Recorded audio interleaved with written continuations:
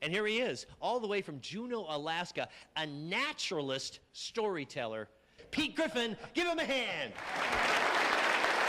So I grew up in upper Michigan, a place where having a cabin in the woods was a thing to be desired. You know, unless you happen to grow up in a one-room cabin without electricity or running water in the woods. For the rest of us, though, it was a place where we could go trout fishing on our favorite stream or deer hunting or snowshoe into in the middle of the winter with our friends. Having a cabin in the woods was a great thing. Well, time passed. I left home, got married, had kids. I was visiting several years later, and I told my dad, I said, Dad, I'm going to build a cabin on the property. And he says, you don't have to do that. He said, I got a cabin for you. It's 14 by 16. I bought it, using it for storage. I don't need it anymore. It's yours if you want it. And I thought, whoa, this is great. Yeah, absolutely. He said, I do need to tell you, he said, it's a cabin that belonged to old Bill Murphy. Now, old Bill Murphy had been a fixture around town. I mean, grizzled gray beard, walking kind of slouched over the old man shuffle. He lived in this cabin without electricity or running water. He didn't have a car. He had an old black dog. He'd go into the store and he'd buy a single candy bar and he'd feed it to the dog. Now, old Bill must have had a lot of money because he enjoyed pulling out a wad of bills out of his greasy old overalls, and he'd peel past the 50s and past the 20s and past the 10s and the 5s down to the one that he would give to the clerk, and the clerk would kind of take it like that. Old Bill didn't smell really good either. Well, they found old Bill beaten dead one winter. He'd been beaten and robbed. His roll of bills gone. And he had no family, so Dad bought his cabin at an estate sale, moved it to his farm, where I acquired it. I moved it to my property.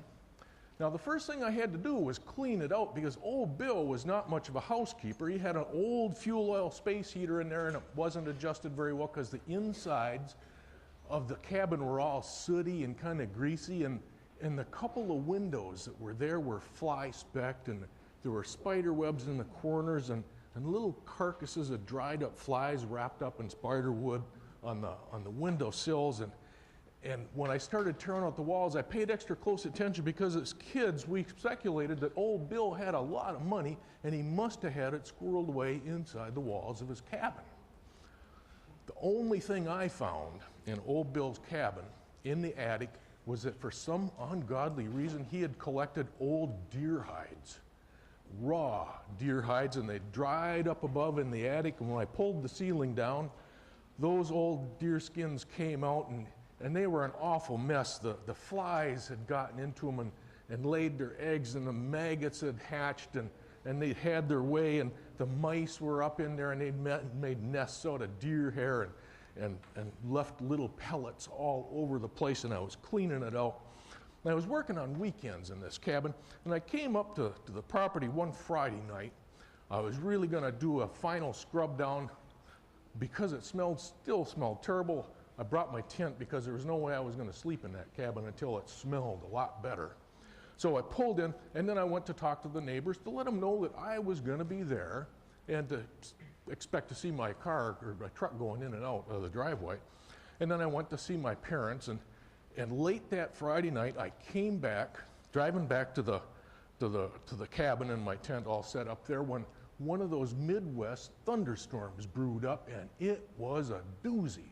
I was driving down the county road, the gravel county road, the kind with the trees arched over the top and the interlocking branches, and the trees were swaying back and forth, and it started raining and it started hailing, and it was raining so hard I could hardly see through the windshield, and the rain was coming down in buckets, and it was raining like a cow pissing on a flat rock, as they say in the Midwest. That road had turned into a veritable river, and I was sloshing around branches that had crashed down into the road, and I pulled into the driveway of the cabin, and in the headlights, there was the cabin, and there was my tent. A branch had fallen on it, it smashed it down, and it was laying in a puddle of water. It had rained so hard the ground couldn't soak it up. and I realized that I was going to have to spend the night in that cabin. Now, I threw my sleeping bag in there. Man, did it stink. And I stretched out, and I figured, oh gosh, you know, and to amuse myself, because I wasn't going to fall asleep right away, when a thunderstorm is moving in, and you see the lightning, you can start counting 1, 1,000, 2, 1,000, 3, 1,000. When you get to 6, 1,000, the storm is about a mile away.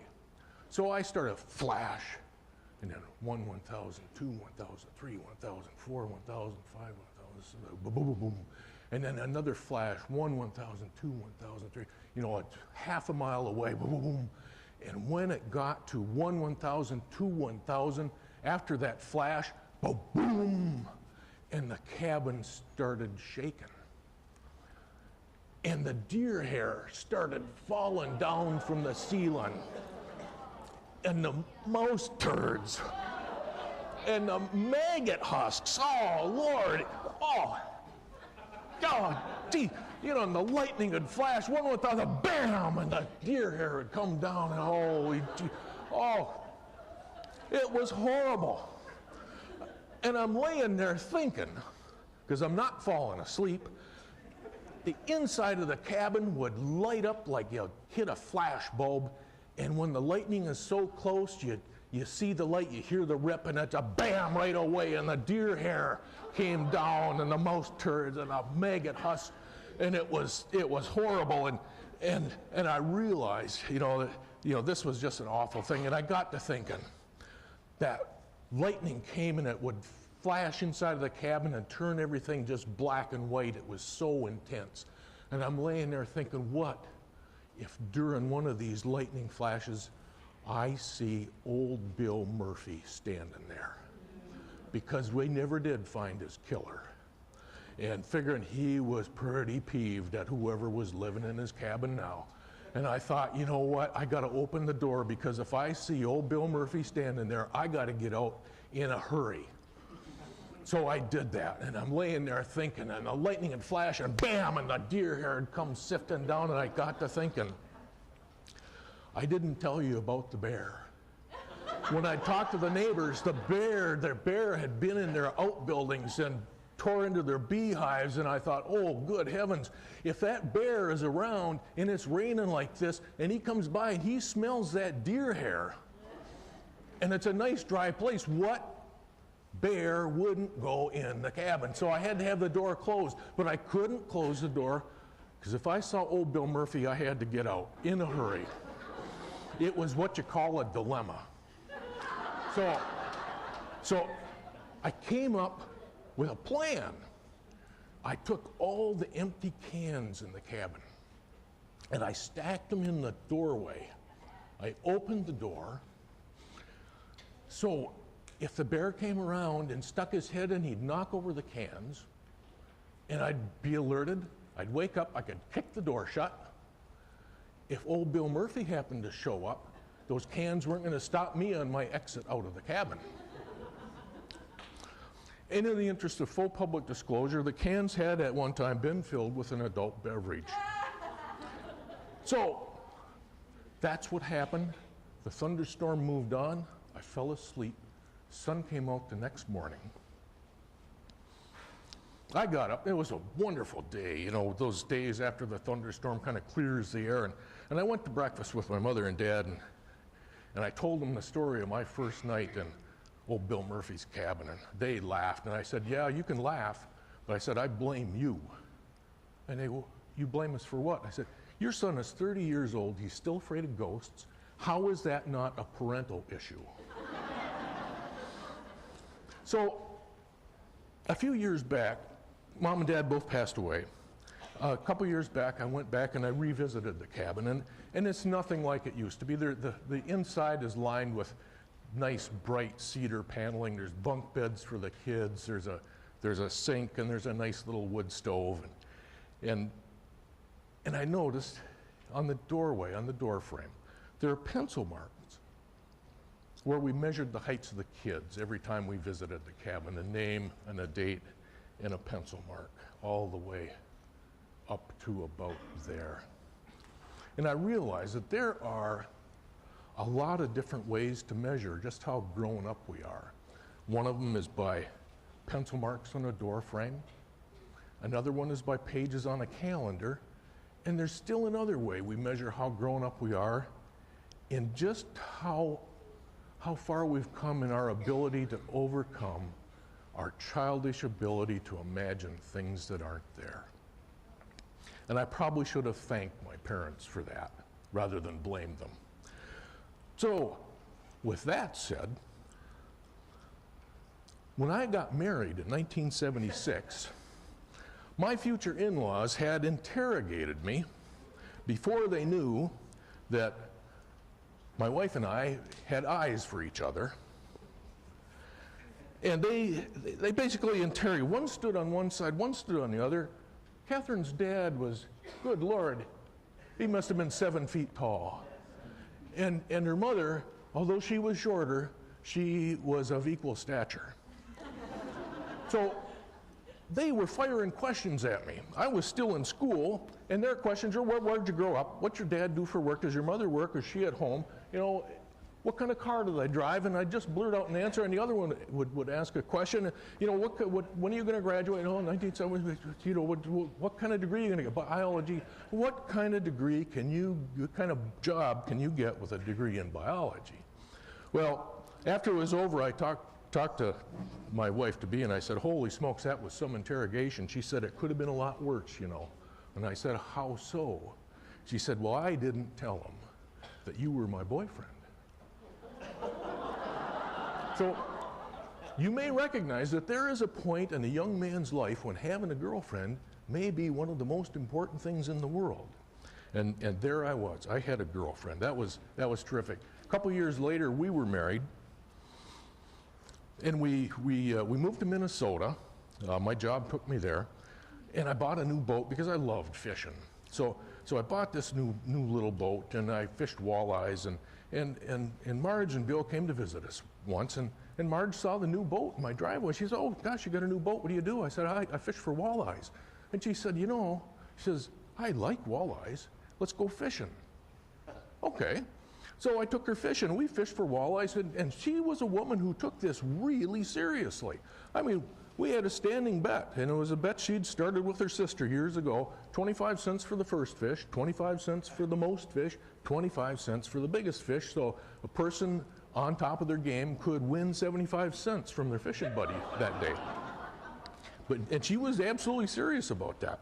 So one day we were out fishing walleyes. We'd started early in the day, and just the two of us, and we were catching walleyes pretty good. And it got about 10 o'clock in the morning, and she had her limit of walleyes 6, and I only had 4. And eventually she looked at me and she said, is there a restroom at the boat landing? I said, yeah, there is. She said, it's time we quit fishing and go in, like, right now. Oh, okay, we can do that. So I pull into the boat landing, and before the boat even touches the dock, Marge is out of the bow like a cat and onto the dock and makes a beeline for the restroom. You know, I grab onto the dock, and I pull in, and I'm finding a line to wrap, and somebody walks down.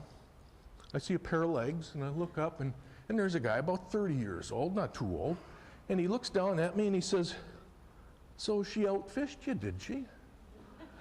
And I thought, good heavens, this is a woman that takes it so serious. I mean, she had to absolutely go, but on her way to the restroom, she talked to a complete stranger and told them how she had outfished her son-in-law.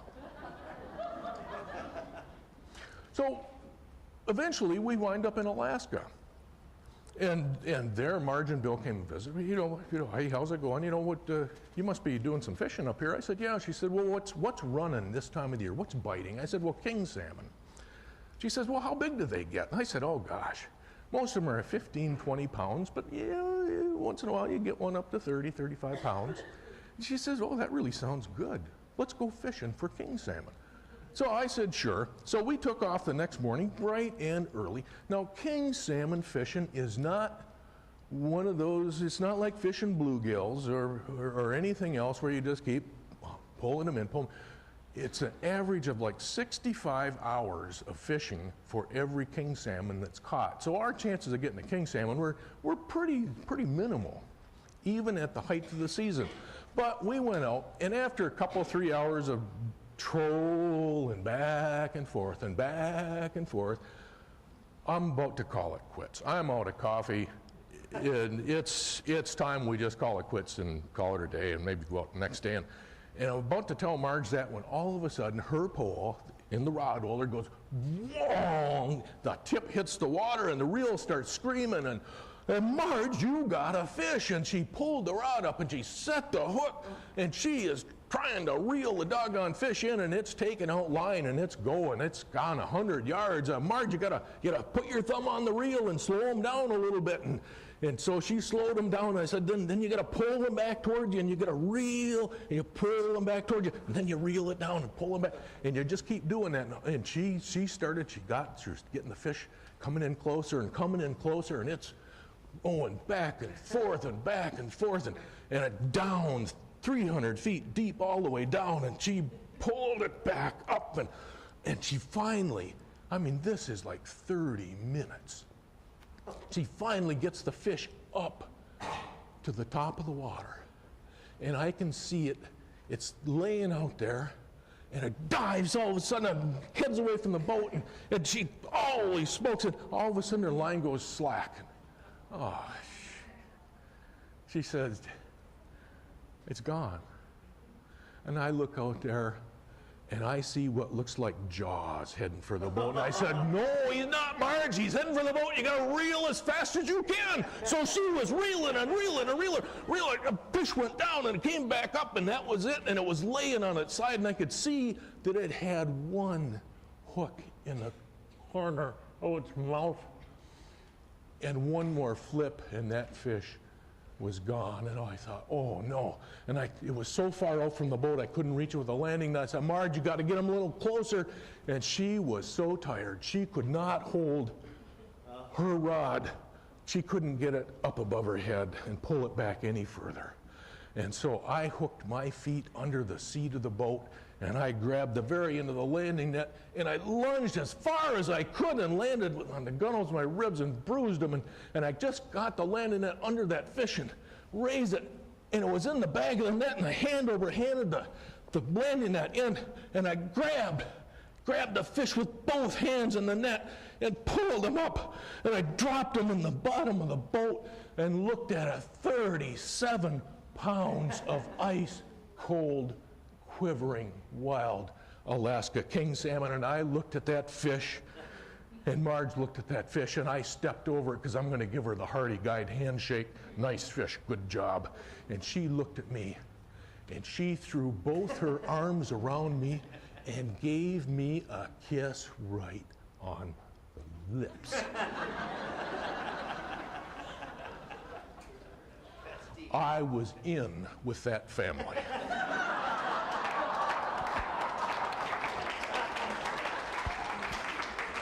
Catherine says it was apparent that our relationship changed on that very day. In the past, when Marge had called Alaska to see how we were doing, she would inquire into the health of Catherine and inquire into the health of the grandkids. But after that fish, her first question was, has Pete been fishing? And her second question was, what did he catch? So, Marge and I fished together for many years after that. Now, we would go out, we'd fish for king salmon, and we fished for halibut, and we fished for coho salmon. And eventually, in the latter years, Marge could not walk down the ramp all the way to the boat, and we'd rent a wheelchair for her visits, and I'd wheel her down to the boat, and we'd go out fishing, and we were probably quite a sight with the wheelchair strapped up on top of the boat, trolling across the favorite salmon fishing spots. And eventually she got into such shape that she couldn't come visit anymore. And I don't ever remember the last king salmon Marge ever caught with me. But I'll tell you what, I will never forget the first one. So I was thinking, there are a lot of ways to measure how grown up we are. It's pencil marks on a door frame. It's pages on a calendar. It's how quickly we overcome our childish ability to imagine things that aren't there. And it's also how our relationships mature over the years. I now completely understand what my mother told me in the last years of her life, somewhat bitterly. She said, I feel like a teenager trapped inside an old woman's body. I know exactly what she meant by that now.